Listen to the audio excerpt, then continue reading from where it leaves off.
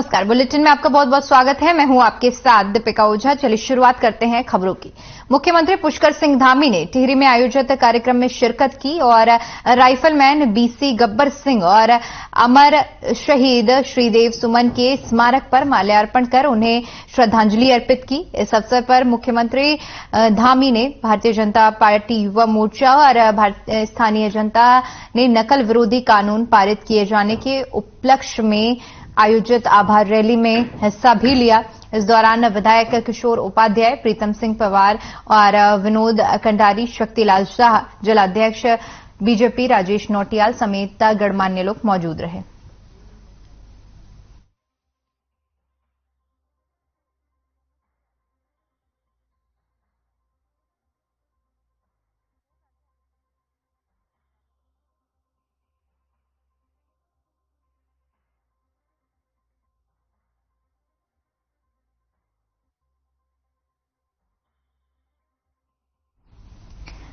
तो आभार रैली कार्यक्रम का आयोजन किया गया जिसमें तमाम लोगों ने शिरकत की।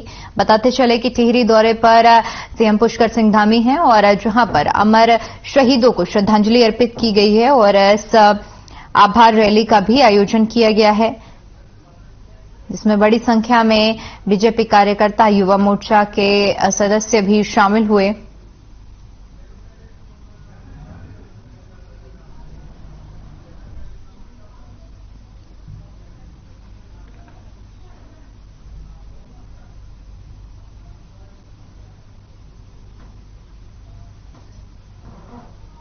खबर देहरादून से है जहां मुख्यमंत्री पुष्कर सिंह धामी ने शनिवार को नगर पालिका ऑडिटोरियम बौराड़ी में मुख्य सेवक आपके द्वार जनसंवाद कार्यक्रम में अलग अलग योजनाओं के लाभार्थियों से संवाद किया।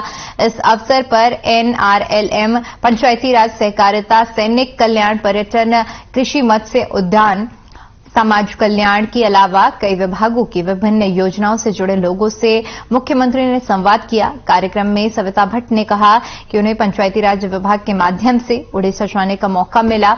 ओडिशा में बाल एवं महिला हितैषी पंचायत के रूप में ओडिशा में किए जा रहे कार्यों की जानकारी प्राप्त हुई। इस तरह के भ्रमण कार्यक्रमों से अन्य राज्यों में हो रहे विभिन्न कार्यों की जानकारी प्राप्त होती है। इस दौरान मुख्यमंत्री ने कहा कि केंद्र एवं राज्य सरकार ने समाज के विभिन्न वर्गों के लिए अनेक जन कल्याणकारी योजनाएं चलाई हैं। इन योजनाओं का लाभ आम जन को पूरी तरह से मिले, इसके लिए निरंतर प्रयास किए जा रहे हैं।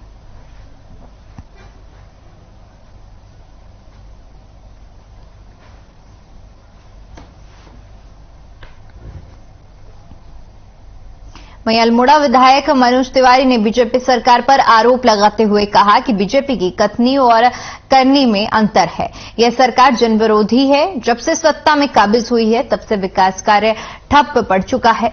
यहां खनन घोटाला हो या फिर युवाओं के साथ खिलवाड़ का मामला हो और पेपर लीक घोटाला हो, इससे स्पष्ट रूप से यह सरकार का चेहरा जनता के समक्ष विरोधी दिखाई दे रहा है, जिससे प्रदेश की जनता निराशा में आ चुकी है।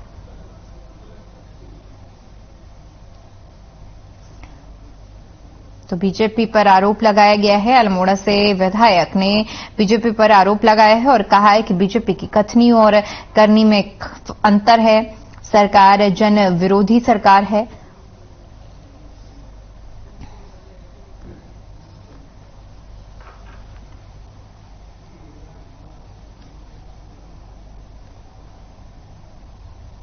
और लगातार जब से प्रदेश में भारतीय जनता पार्टी की सरकार आई है तब से चाहे खनन में घोटाला हो, चाहे जो हमारे छात्र उनके भविष्य के साथ खिलवाड़ हो रहा हो और विकास अवरुद्ध हुआ है, तो इससे कहीं ना कहीं लगता है कि भारतीय जनता पार्टी पूरे उत्तराखंड की विरोधी के रूप में सामने आ रही है और विशेषकर छात्रों के अनदेखी करने का काम कर रही है।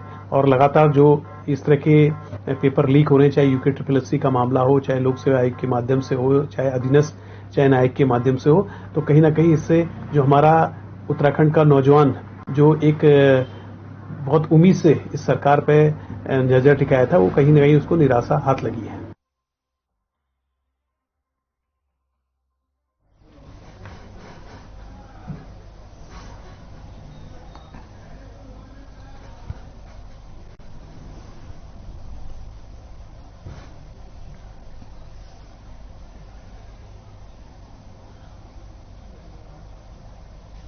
खबर अल्मोड़ा से है, जहां आशीष जोशी ने एबीवीपी को अलविदा करते हुए टाइगर ग्रुप बनाने की घोषणा की है, जिसकी पदाधिकारियों की घोषणा कर उनको नियुक्त किया गया है।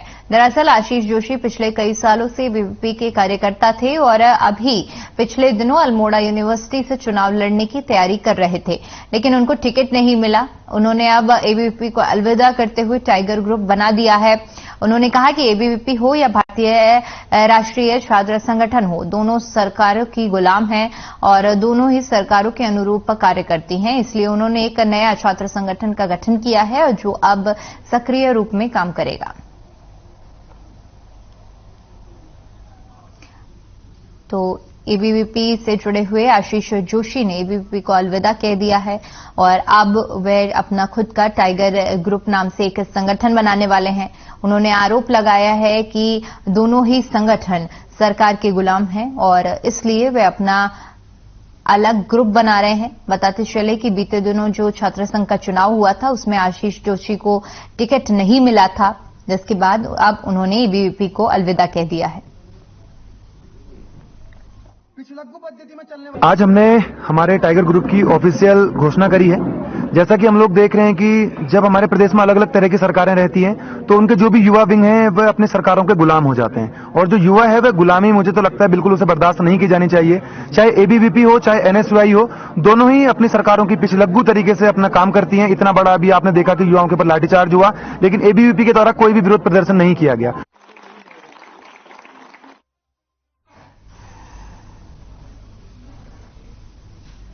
चारधाम यात्रा के लिए पंजीकरण शुरू हो गया है।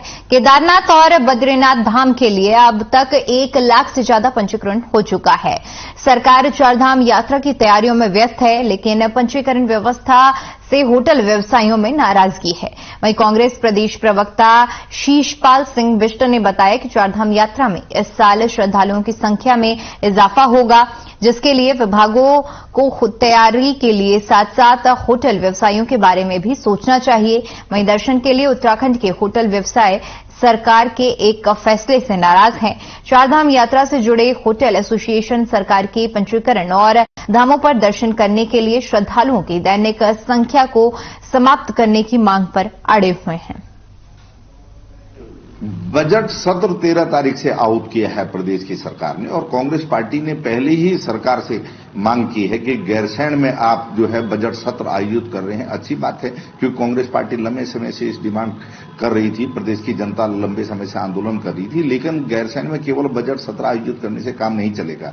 सरकार को उसको अस्थायी राजधानी घोषित करना चाहिए और 6 महीने कम से कम प्रदेश के मुख्यमंत्री को वहां से प्रदेश का राजकाज चलाना चाहिए। तभी गैरसैंण की अवधारणा पूरी होगी और राज्यवासियों के सपनों की दिशा में आगे बढ़ा जा सकता है। देखिए, बजट सत्र 13 तारीख से आउट किया है प्रदेश की सरकार ने और कांग्रेस पार्टी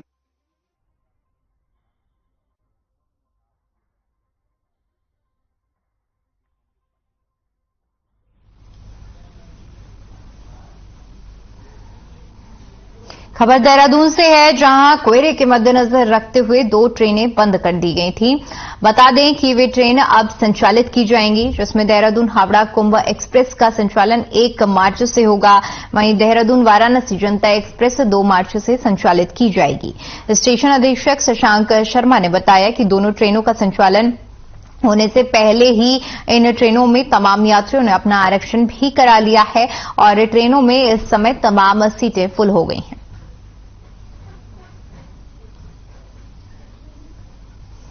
तो कोहरे की वजह से बंद की गई ट्रेनों को 2 ट्रेनें जिन्हें अब दोबारा से संचालित किया जा रहा है, 1 और 2 मार्च से संचालित की जाएंगी ट्रेन। 2 मार्च को जनता एक्सप्रेस का संचालन होगा। वहीं आपको बता दें कि 1 तारीख को कुंभ एक्सप्रेस का संचालन किया जाएगा। अगर यात्रियों की संख्या बढ़ती हुई दिखती है, ऐसी स्थिति में अतिरिक्त कोच लगाए जा सकते हैं। उसके लिए हमें जो है मंडल कार्यालय से जैसे आदेश प्राप्त होंगे, हम उसमें यात्रियों की गाड़ियों अतिरिक्त कोचों को जो है यात्रियों उसमें जोड़ दिए जाएंगे गाड़ियों में। देखिए, जो हमारी 2 गाड़ियां जनता एक्सप्रेस और कुंभ एक्सप्रेस 3 महीने से बंद थी, अब वो 1 मार्च और 2 मार्च से दोबारा शुरू की जा रही हैं। कुंभ एक्सप्रेस जो है 1 मार्च से देहरादून से चलेगी और जनता एक्सप्रेस 2 मार्च से देहरादून से चलेगी।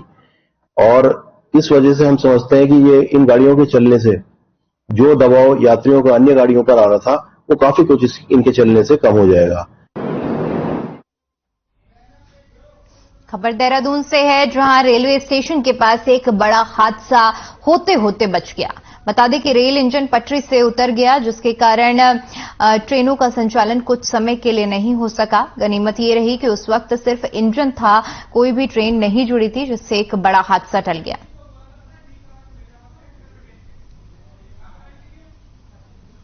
तो आपको बता दें कि ट्रेन का इंजन पटरी से उतर गया और इस दौरान कोई भी ट्रेन के डिब्बे इस इंजन से नहीं जुड़े थे, जिस वजह से बड़ा हादसा होते होते टल गया।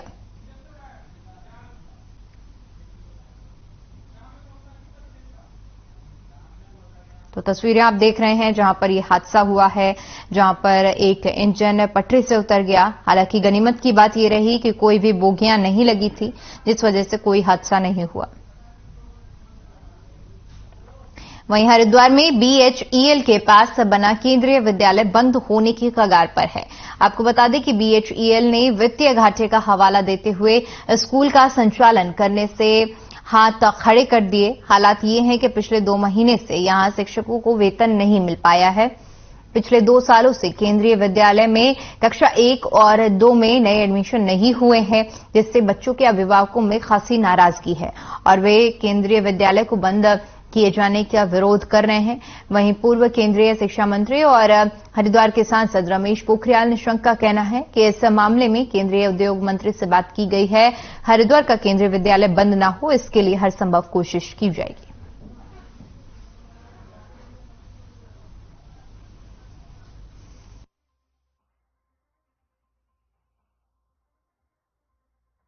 उद्योग मंत्री जी से बातचीत हुई है और उन्होंने कहा है कि नहीं, ये बंद नहीं होना चाहिए, क्योंकि ये प्रोजेक्ट के थे। BHEL का कहना है हम घाटे में चल रहे हैं, तो CSR फंड का जो पैसा उनका होता था जिससे इन संस्थाओं को चलाते थे, मंत्री जी ने यह आश्वस्त किया है कि नहीं, इनको बंद नहीं होने दिया जाएगा और बंद होने भी नहीं चाहिए। हम तो ये शिक्षा का हब है उत्तराखंड, और हमारे केंद्रीय में देश के शिक्षा मंत्री के नाते जब मैंने देखा कि केंद्रीय विद्यालयों में कितनी क्षमता है।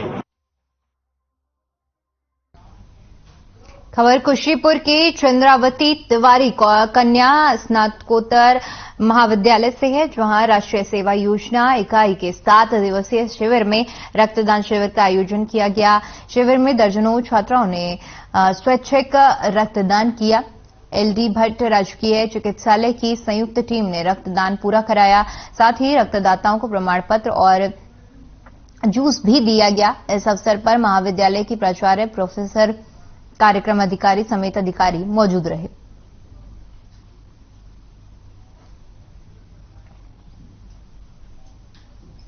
तो काशीपुर में कैंप लगाया गया, जिसके तहत रक्तदान किया गया।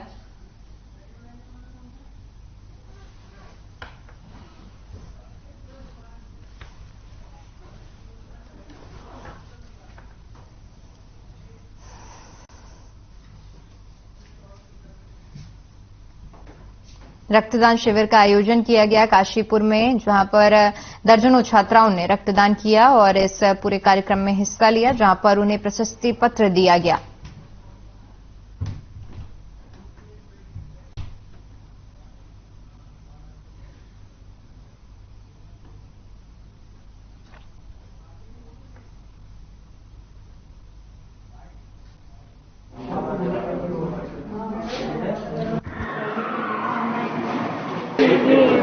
हमारे यहाँ जो NSS का 7 दिवसीय शिविर लगा हुआ है, उसी के अंतर्गत रक्तदान का आयोजन यहाँ किया गया है, जहाँ महाविद्यालय और LD भट्ट अस्पताल के संयुक्त तत्वाधान में इस शिविर को आज यहाँ लगाया गया है, जिसमें हमारे स्वयंसेवी छात्राओं ने ब्लड डोनेट किया है और हमारे कॉलेज के स्टाफ ने और बाहर से भी लोगों ने यहाँ ब्लड डोनेट किया। आज ब्लड कैंप लगाया गया है, तो मैं आपके चैनल के माध्यम से सबसे ये कहना चाहूँगी कि सबको अपना ब्लड देना चाहिए। ब्लड हर 3 महीने में सबको अपना ब्लड देना चाहिए, क्योंकि ब्लड क्या है, बन जाता है, ठीक है, शरीर उसको बना लेता है। तो आप सभी से अनुरोध है कि आप अपना ब्लड दें।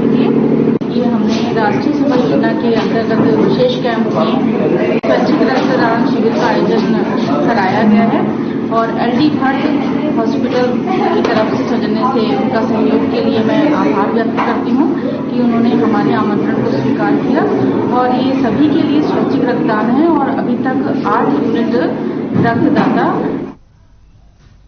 इसी बीच देहरादून से बड़ी खबर सामने आ रही है। आपको बता दें कि देहरादून में ये कवित्री उषा झा की पुस्तक का लोकार्पण किया गया, मन का पलाश वन, और इस दौरान कैबिनेट मंत्री सुबोध उनियाल ने यह लोकार्पण किया है और डॉक्टर सुधा रानी ने कार्यक्रम की अध्यक्षता की है।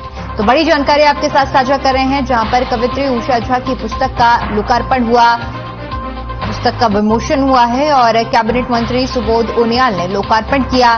डॉक्टर सुधा रानी पांडे कार्यक्रम में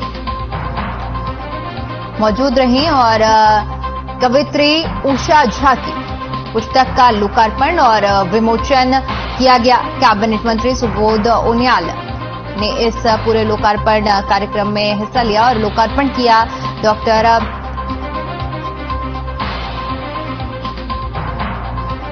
पुस्तक विमोचन का कार्यक्रम रखा गया, जिसमें कवित्री उषा झा की पुस्तक का विमोचन और लोकार्पण किया गया। कैबिनेट मंत्री ने लोकार्पण किया। इस दौरान डॉक्टर सुधा रानी पांडे ने कार्यक्रम की अध्यक्षता की।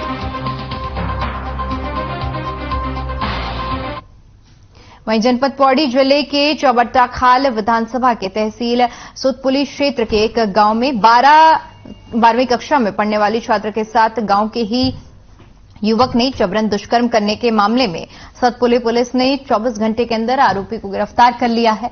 आपको बता दें कि तहसील सतपुली में पीड़ित की तहरीर पर राजस्व पुलिस ने पॉक्सो एक्ट में मामला दर्ज किया था, जिसके बाद शुक्रवार को मामला रेगुलर पुलिस के हाथ हस्तांतरित कर दिया गया। जिसके बाद एसएसपी पौड़ी श्वेता चौबे ने थानाध्यक्ष सतपुली के नेतृत्व में टीम गठित कर तुरंत गिरफ्तारी के निर्देश दिए थे।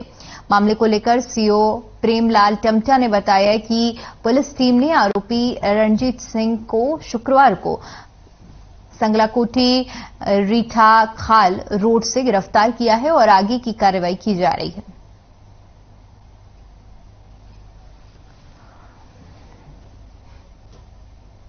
नाबालिग लड़की के साथ दुराचार का था, जिसका मुकदमा राजो क्षेत्र में दर्ज किया गया था और इसकी विवेचना तुरंत जो है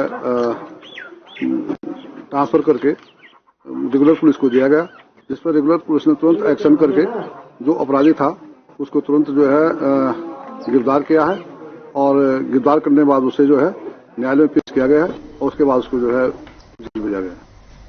मुख्यमंत्री पुष्कर सिंह धामी रविवार को टिहरी गांव पहुंचे, जहां उन्होंने दिन की शुरुआत खेतों में जुताई के साथ की। बता दें कि पगडंडियों में प्रातःकाल भ्रमण के दौरान मुख्यमंत्री ने गांव में स्थित विभिन्न होम स्टे का निरीक्षण किया और ग्रामवासियों की सराहना की। साथ ही मुख्यमंत्री ने महिलाओं और बच्चों से मुलाकात कर उनका हालचाल जाना और चलाई जा रही विभिन्न योजनाओं का लोगों से फीडबैक भी लिया।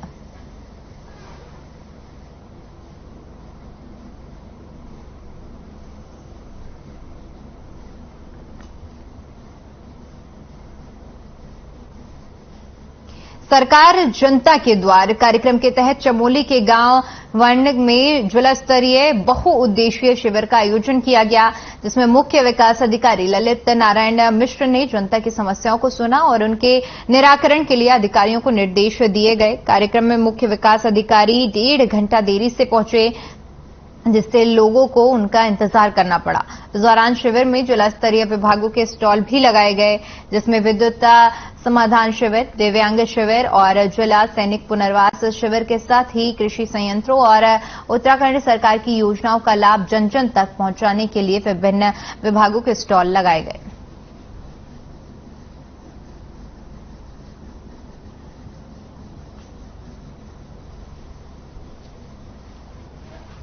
कर लेंगे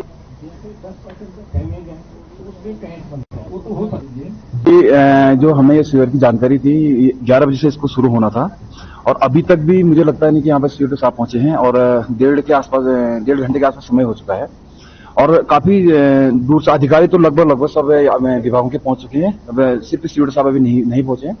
इसका कारण भी है, लोग आए हैं और कब तक इस समस्या का समाधान होगा मुझे लगता है कि इतने छोटे समय में क्या सुनेंगे और क्या इनकी समस्या का समाधान होगा। जो कि सड़क एक बहुत मेजर इश्यू था, जो समय कम लगना था उससे समय ज्यादा लगा अधिकारियों को आज यहाँ आने में, और सड़क को हमने प्रायोरिटी भी लिया है और ये हमारी प्रायोरिटी रहेगी क्योंकि ये भविष्य में नंदा राज्य का रूट भी है, तो ये हमारी प्राथमिकताओं में रहेगी।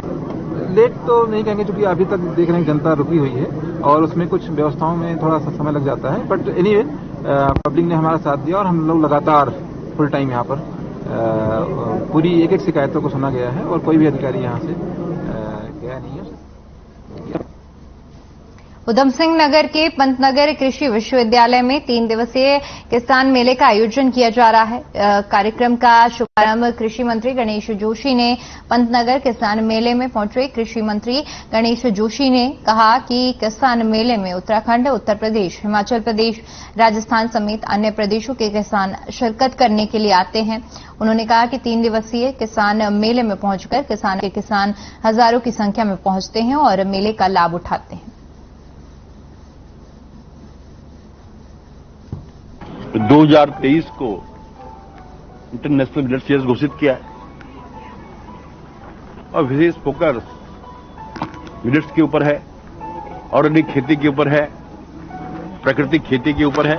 अभी मैंने कुछ स्थानों को भ्रमण किया, वहां पर बच्चों द्वारा मॉडल के माध्यम से ये दिखाया गया कि किस प्रकार की एक्टिविटीज इस इंस्टीट्यूशन के अंदर हो रही हैं और मुझे पूरा भरोसा है कि हरित क्रांति की जनक ये यूनिवर्सिटी जो एशिया की नंबर 1 यूनिवर्सिटी के समय हुआ करती थी, आज भी फर्स्ट 5 में है।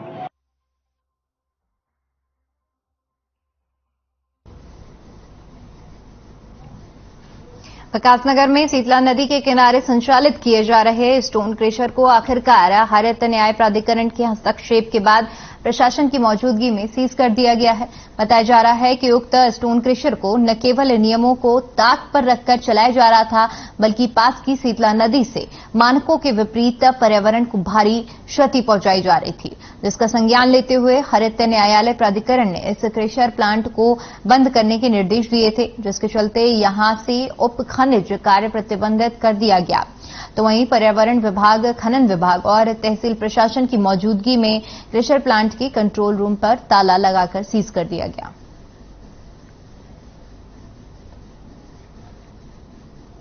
माननीय हरित न्याय प्राधिकरण के आदेश के क्रम में जो स्टोन क्रेशर बालू वाला है उसको बंद करने के आदेश प्राप्त हुए थे, जिस पर जिलाधिकारी महोदय के आदेश के क्रम में आज इस पर सीलिंग की कार्रवाई की गई। सर, इस प्रकार की कार्रवाई और भी कहीं होनी है हाल फिलहाल में? अभी माननीय न्यायालय का आदेश था और यदि इस प्रकार के माननीय न्यायालय के आदेश आते हैं उनका भी अनुपालन किया जाए। ये माननीय हरित अधिकरण में एक केस चल रहा था, उसमें उन्होंने 30 जनवरी को एक आदेश दिया था कि स्टोन क्रेशर का संचालन बंद कर दिया जाए, तो उसी के अनुपालन कराने हेतु आज यहाँ पे आए थे और प्रशासन और खनन विभाग के सामने उसको बंद करवाने की। रामनगर में 28 से 30 मार्च तक G20 का आयोजन होगा, जिसकी तैयारियों को लेकर अधिकारियों ने तैयारियां शुरू कर दी हैं। G20 के सम्मेलन से पर्यटन नगरी का भव्य कायाकल्प होगा और बता दें कि G20 समिट के तहत 3 वर्किंग ग्रुप की बैठक उत्तराखंड में होनी है, जिसमें पहली बैठक 28 से 30 मार्च के बीच रामनगर में होगी, जिसकी तैयारियों को लेकर पंतनगर एयरपोर्ट से रामनगर के ठिकुडी क्षेत्र तक कुमाऊं कमिश्नर दीपक रावत की अगुवाई में पूरा सर्वे किया गया। प्रेस वार्ता में कमिश्नर दीपक रावत ने कहा कि G20 कार्यक्रम से यहां पर्यटन नगरी की रोडों के साथ ही सौंदर्यीकरण का काम किया जा रहा है।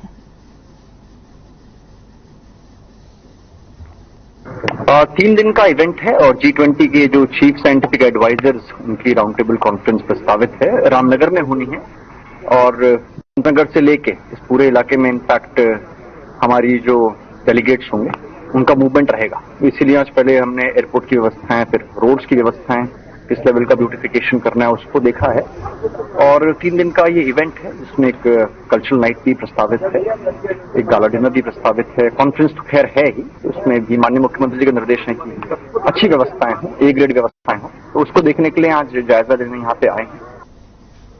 चलिए, फिलहाल के लिए इतना ही। तमाम खबरों के लिए बने रहिए हमारे साथ। नमस्कार।